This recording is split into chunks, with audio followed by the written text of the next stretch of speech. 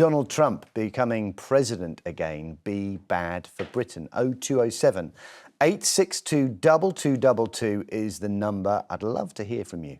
Last night, Trump was accused of being a fascist over claims he told his former chief of staff that Hitler did some good things too. Keir Starmer has also been forced to defend his relationship with Trump after the former president's campaign team claimed that the Labour Party was illegally interfering with the US election. Starmer says the Labour Party affiliates over in the US are volunteering in their own spare time. The Prime Minister's also stressed he hasn't established a good relationship with Trump and that he would be happy to work with whoever the American people vote for as president. What do you reckon, Lowri? Is this a different Trump? Is this going to be a better Trump in some ways? Did you like the previous one? You're a fan of what happened there? A near-death experience you would think would change somebody. I don't know whether I believe the idea of the new softer Trump light. I don't think that's true. I think Keir Starmer's put himself in a very difficult situation because obviously, we're a tiny country compared to America. They don't really care about us, apart from occasionally they talk about the special relationship, but But it doesn't look good when members of your own party appear to be trying not to help him get elected. They're supporting the opposition.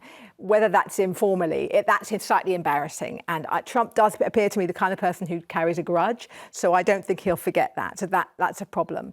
I think, Keir Starmer must be very much hoping that Trump doesn't get elected, but we'll have to wait and see, won't we? And they do have to work together. I mean, you think of going, Reagan and Gorbachev and people of very different political stripes have got along around the world. That's part of the job, isn't it? What do you make of that, the Labour Party's connection? Because there is a historical connection between Labour and Democrats. He's just making a big deal about this. I think that for the Labour Party, they are so pleased with themselves, thinking they got this landslide win, when in fact Reform handed it to them on the whole. So they didn't really get a landslide, but they got a big majority. And it's very nice to be able to go abroad as the conquering hero. Look what we did and we can help you. So it makes them feel good about themselves. You don't think they want to do it because it's something that they believe in, they think is right? I thought they believe in the cause, and therefore they're likely to be Democrat supporting. So, and they probably do have international affiliations. I'm quite relaxed about all that. I think it's unfortunate that it's got out, and it's unfortunate for Starmer. Here we go yet again. Number 10 operation not really handling PR very well. Marvyn, how important do you think the special relationship is? Do you think whoever's in the White House, we have to get on with them because that's the way it's always worked? Particularly now, obviously with Brexit, we don't have the proximity to Europe. Yeah, I think the relationship ended, and I think Biden was very clear when he came into power that he doesn't see Britain as the same strategic power that it was historically, and that's something that we self-imposed by removing ourselves from the EU. And I think since that point, I think we're kind of coddling to them and being like, hey, we're your friends and we want to go over there with Farage and, now this particular story. But from what I understand, that this practice of going over to US elections and volunteering has been going back for many, many years. Penny Mordaunt did it also. And so this is not something that's brand new. Again, when we talk about like Labour handling the PR, I think the press have been incredibly harsh and bizarre about our new government. The first 100 days has been littered with like stories that aren't particularly important but have been made to be the most important story going on. There's like wars, there's housing problems, there's economic problems, there's all sorts of problems that have not been discussed at all in the first 100 days. And everything I'm hearing about, I have no care for. And I think even for something like this, I care about the special relationship if there was one, but we broke it 6 years ago, and now as a result, I'm not sure if that will be reinstated because we have nothing to offer. That was Biden and Boris Johnson, wasn't it? That was when we were still. That was what was happening then.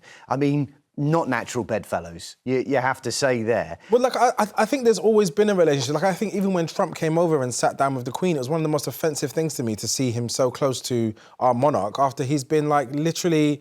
The things that's come out of his mouth, especially around women, to stand next to our Queen. But that has to happen now as a result of where we've isolated ourselves from Europe and now we need to sort of beg friends with the US. But that relationship has not been established. What are we providing to that relationship? And I don't want to become, independent from Europe and then become a colony of the US and try to be, coddling up to them. I mean, there's the argument that Donald Trump only really cares about one person, and that's Donald Trump. So whatever we do to try and be friends with him, remember those terribly awkward scenes with Theresa May holding hands, strolling together.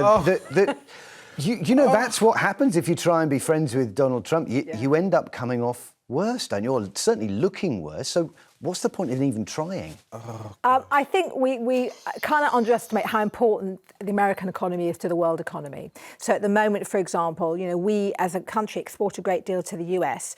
The US market has been quite difficult for an awful lot of companies. Anything that lifts the economy there is going to be beneficial to us. Now, of course, Biden has had this big kind of sort of version of the New Deal, the New Green Deal.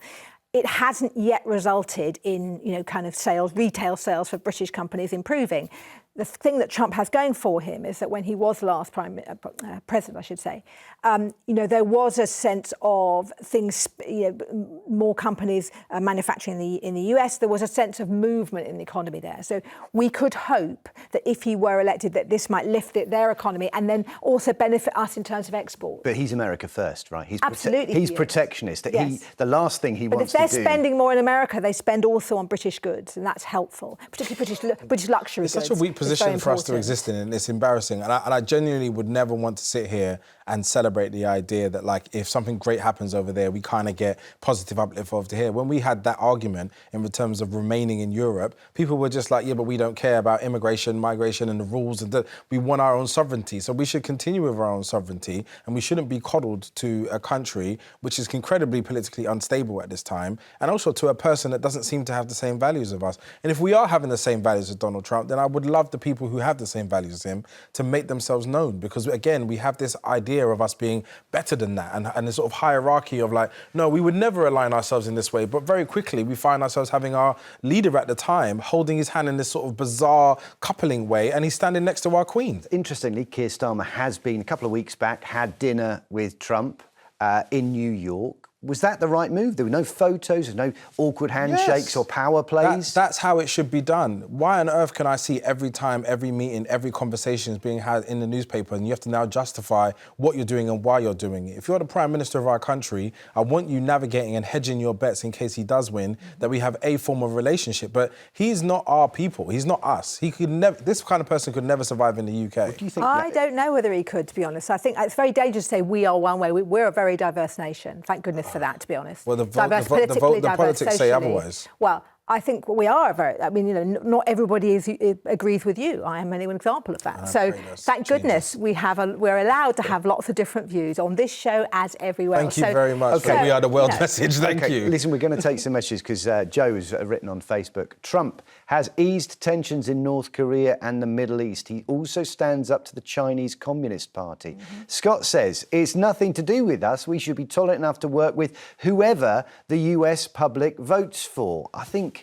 I mean, that's the thing, isn't it? If you can put your personal differences to one side, ignore what, particular colour of politics you are painted with, and actually just work pragmatically for the best for both parties.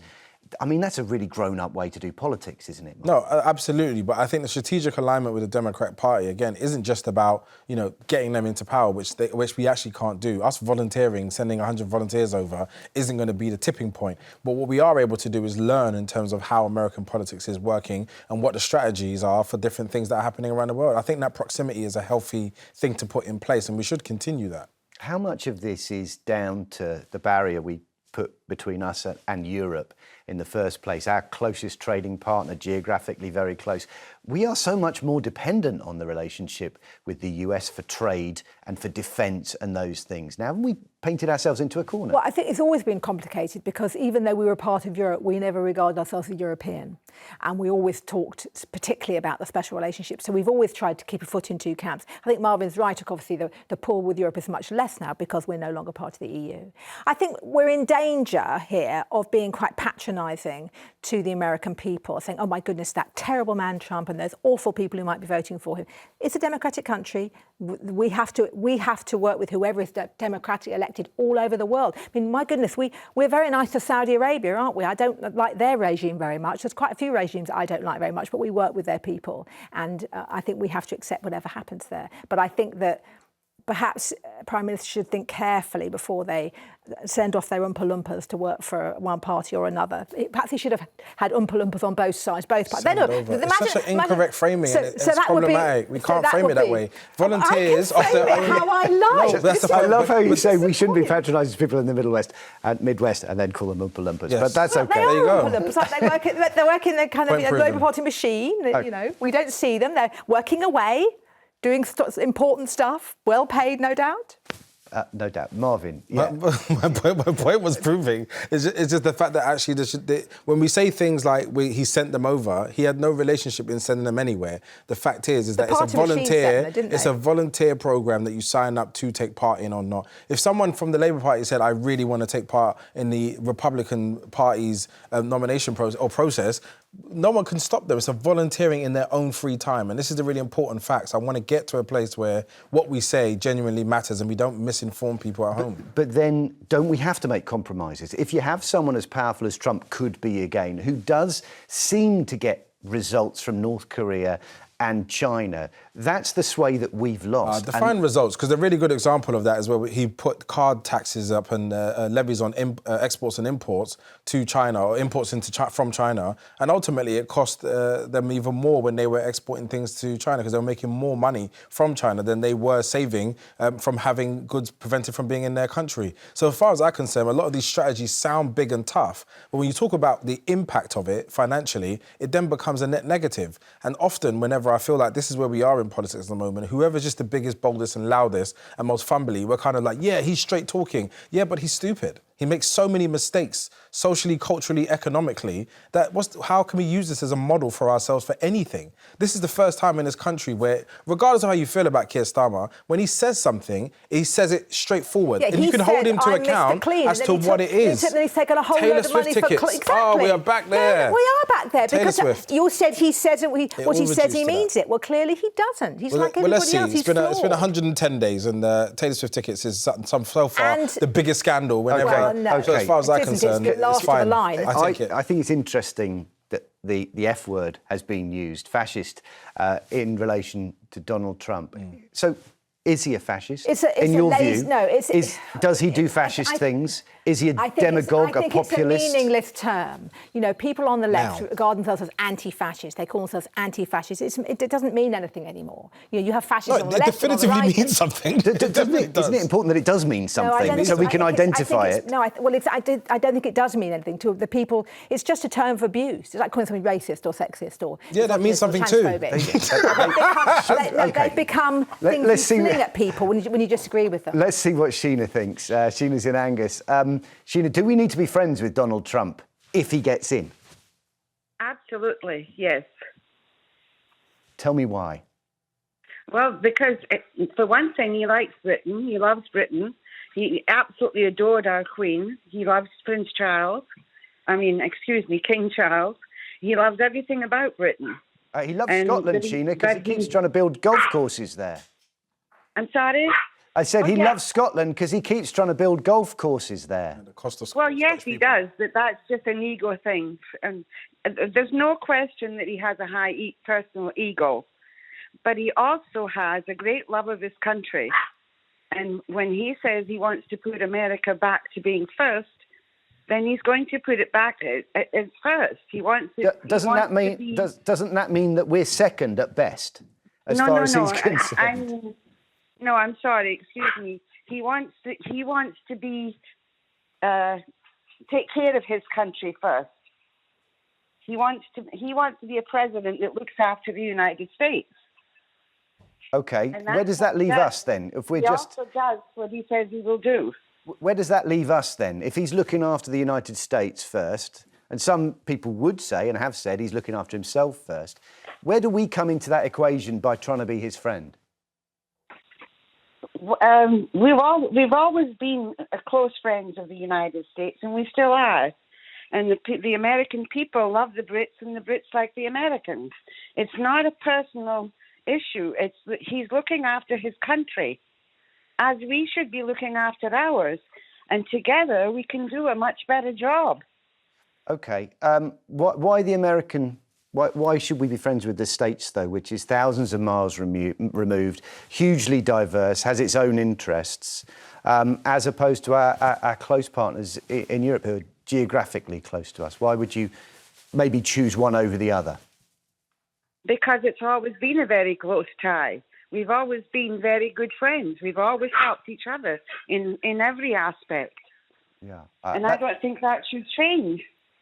That's historical. I suppose we also had a close relationship to Europe for many years, and that was able to change as well. So more prosperous country at the time. It's a shame how things have become. Yeah, well, we've just got a couple of weeks until the US election. It's going to be fascinating, and whichever way it goes, it's going to be significant for us. Because, you know, America sneezes, we catch a cold, as they say. Thank you so much.